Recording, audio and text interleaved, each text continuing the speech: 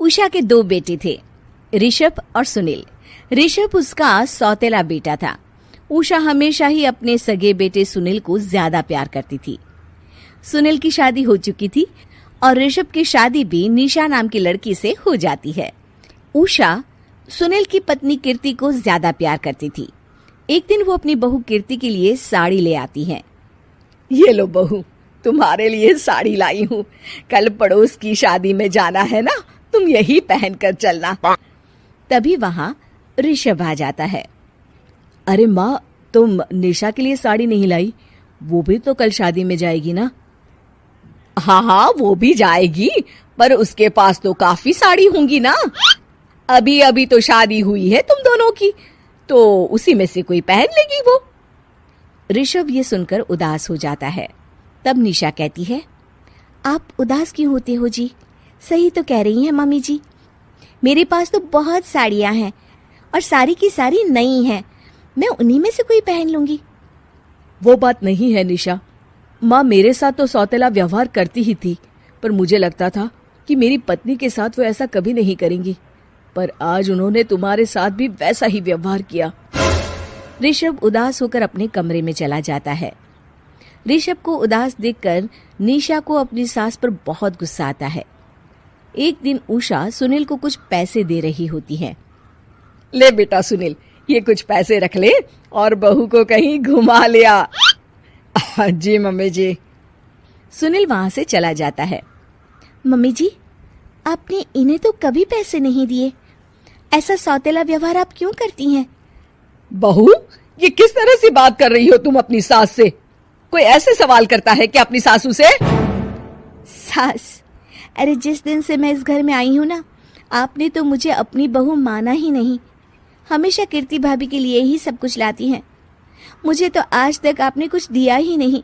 क्या मैं जानती नहीं कि आप ऐसा क्यों करती हैं? देख निशा, तू अपना काम कर समझी। मेरे से बहस करने की कोई जरूरत नहीं है। तभी वहां ऋषभ आ जाता है। निशा, माँ से ऐसे बात नहीं करते। तुम जाओ अपने कमरे में। हाँ, जा रही हूँ। मुझे भी इनसे बात करने का कोई शौक नहीं है। निशा अपने कमरे में चली जाती है और ऋषभ भी वहां आ जाता है। निशा, तुमने माँ से क्यों झगड़ा किया? क्योंकि आप तो कुछ कहते ही नहीं, बस चुपचाप सहते रहते हैं। किसी को तो आवाज उठानी होगी ना। कोई बात नहीं निशा, तुम गुस्सा मत करो, शांत हो जाओ। निशा रसोई में खाना बना रही होती है। तभी वहां कीर्ति आ जाती है। निशा, तुम मार्केट से ये सामान ले आओ। मैं क्यों जाऊं? आप भी तो जा सकती हो ना। दिख नहीं रहा कि मैं खाना बना रही हूँ? हाँ तो क्या हुआ, खाना बनाने के बाद चली जाना। हाँ, खाना भी मैं ही पकाऊं, बाजार जाकर सामान भी मैं ही ले आऊं। खुद तो कुछ करोगी नहीं, है ना? ओहो, जुबान तो देखो कैसे चल रही है। सुनो, तुम अभी आई हो इस घर में, तमीज में रहो, वरना सासू माँ से कहकर मायके भिजवा दूंगी तुम्हें। हाँ। ओह, हाथ लगाकर दिखाओ मुझे, देख लूंगी। बहुत मनमानी हो गई तुम दोनों की, समझी?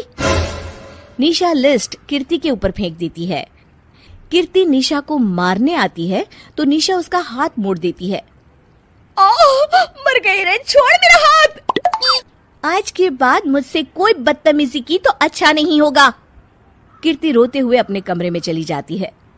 उस निशा चुड़ैल ने मेरा हाथ मोड़ दिया। मुझे नहीं रहना इस घर में। अरे कैसी बेकार की बातें कर रही हो? अरे निकालना ही है तो ऋषभ और निशा को निकालेंगे। नहीं, मुझे अलग घर चाहिए। कान खोलकर सुन लीजिए, हम दोनों इस घर से जल्द जाएंगे। आप नए घर का इंतजाम कीजिए बस। मैं इन दोनों के साथ ज्यादा नहीं रह सकती। हाँ, वैसे मैं भी कुछ दिनों से सोच रहा था। अच्छा हुआ तुमने कह दिया, मैं माँ को भी बता देता हूँ। माँ, वो क्या करेंगी तुम्हारे साथ जाकर?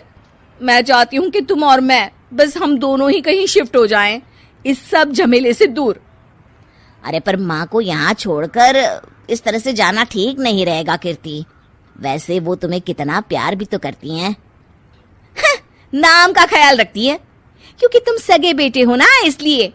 तुम अगर सौतेले होते तो मेरे साथ भी ऐसे ही सलूक करती जैसे अभी तुम्हारे सौतेले भाई और उसकी पत्नी से करती है। अरे पर फिर भी कुछ भी नहीं। देखो, या तो हम दोनों इस घर से कहीं दूर जाएंगे या फिर मैं अपने मायके चली जाऊंगी। हाँ, बता देती हूँ। अच्छा बाबा, अच्छा ठीक है। सुनील अपनी माँ से बात करने आता है। माँ, मैं सोच रहा हूँ कि कीर्ति के साथ अलग घर में शिफ्ट हो जाऊं। अरे वाह बेटा, ये तो बहुत अच्छा सोचा है तुमने। कब शिफ्ट होना है हमें? मैं भी पैकिंग कर लेती हूँ।